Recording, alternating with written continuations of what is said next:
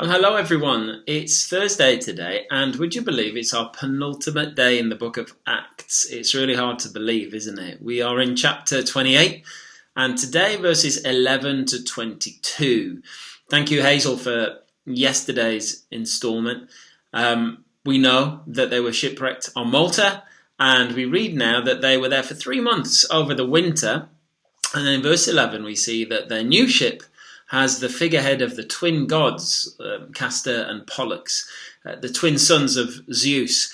And sailors often had them on their boats because they were seen as the patron saints of navigation and signs of good fortune. So we read in verse 11, we set sail. Now Luke is the author of the book of Acts, as we know, and when we read this, we're reminded that at this present time, Luke himself is with the Apostle Paul. And he's traveling with them. He's giving an eyewitness account. There's no hearsay involved here. This is not a story passed around.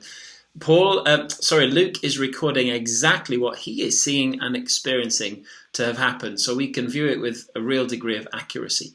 They stop at Syracuse in Sicily. They make their way up the western coast of Italy, eventually to Rome. Now, on their way, they stop at a few places. They stop at Puteoli. I'm guessing the Italians might not pronounce it like that. Puteoli. Yeah, my best Italian accent. And there's a church there. Paul had never been there, but the gospel had got there. You know, the gospel is like that. The gospel is this unstoppable force. It reaches any place and any people, any person. I was thinking about Coca-Cola. I'm sure I read or heard somewhere that in their early days they had this vision, this mission to get Coke like everywhere in the world. And I gather, having looked at it, that today they estimate 1.8 billion times a day around the world Coca-Cola is served or drunk.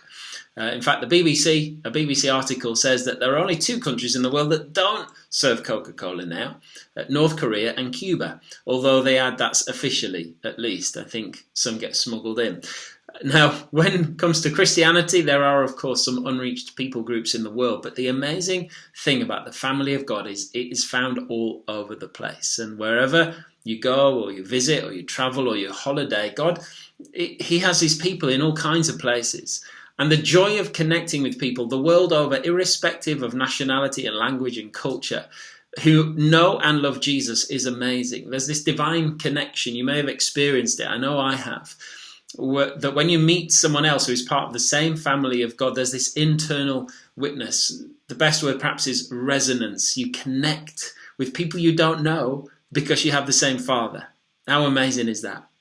Well, incredibly, Paul is allowed to go and stay in this place. What's it called again? Puteoli. For a whole week. That's an incredibly high degree of trust here between Paul and his captors. They trusted him not to try and escape. He was no ordinary prisoner, was he? I don't think he was like any other prisoner they ever had. And throughout the whole journey, the centurion soon learns that he has good cause to be grateful to Paul for his judgment, his cooperation. What favour God gives Paul. But I think Paul conducted himself honourably, so that such favour was easily forthcoming. In fact, honour is an interesting thing in that regard. Paul received this honour because he had shown himself honourable. And it seems to me that's how honour truly works. May we be a people of honour, that we would know the favour of God on our lives, arising because of the honourable way in which we live before him. Verse 14 says this, and so we came to Rome. Boom. This whole tumultuous journey and season, and right here in these few little words, we see marked the achievement of Paul's earlier desire in chapter 19 and the prophecy of chapter 23 and 27 that he would go to Rome. And this simple statement is like a climax to the whole journey. And in verse 15 we read that some of the church from Rome knew that he was coming and go out to meet him. 40 miles outside of Rome, they go to meet him. Now, Paul had never been to Rome before, but there was a church there. The gospel is like that. Earlier in the book of Acts, we encounter Priscilla and Aquila. We learn that they'd come from Rome, probably converted there before moving to Corinth, as we read in chapter 18. But much earlier of that, of course, In Acts chapter 2, Pentecost, there were Jews there from Rome who would have heard Peter present the gospel. They would have responded. They would have been amongst the thousands being baptized. They would surely have returned to Rome with the gospel. The church would be established. And of course, since that time, Paul has written the letter of Romans, the book of Romans. And so they would have felt a strong correlation and connection to him. No wonder they go out to meet him. They would have heard that he was inbound to Rome, probably from believers during Paul's week stay in Puteoli. Verse 15, Paul thanked God and was encouraged. What a joy it must have been for these believers to come and see him. He'd never met them before. He didn't even know what state or condition the church was in. And his overriding desire to serve the purpose of God in Rome must have brought just such joy to his heart. And also his recognition that it was a miracle he was even there. I mean, literally, a miracle of grace, amazing grace. And when I think of that hymn, Amazing Grace, in this context of Paul's journey, I think of this verse. Through many dangers, toils and snares, I have already come. 'Tis grace hath brought me safe thus far, and grace will lead me home. And so that's Paul's experience. He receives an emperor's greeting. They go out to meet him. They walk him into the place. And what favour continues in verse 16. He's allowed to stay in his own digs. He pays his own rent. He's not kept in a prison cell or the barracks. Extraordinary favour. He's no ordinary prisoner. And he is living out the integrity of the gospel. He's effectively under house arrest. People are coming and going, friends, visitors. And most importantly, Paul has complete liberty to preach the gospel. In fact, it's thought by many that he writes the book to the Philippians, the letter to the Philippians, whilst he's under house arrest in Rome. Chapter 1, verses 12 to 13. I want you to know, brothers and sisters, that what has happened to me has actually served to advance the gospel. As a result, it has become clear throughout the whole palace guard and to everyone else that I am in chains for Christ.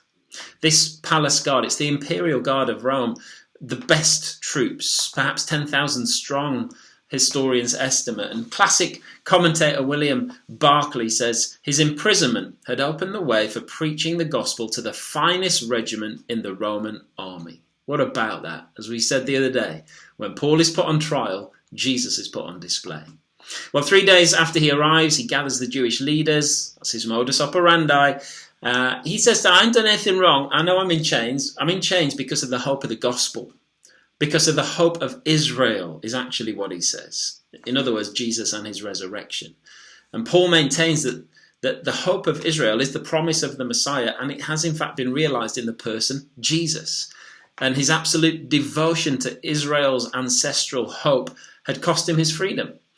And so he stands by this resurrection message. And it turns out the Jewish leaders, they say, well, you never heard a bad word about you, Paul. We don't know anything about this, really. I'm not sure that's entirely true, but they say it is, so let's take them at their word. But they do say this about Christianity.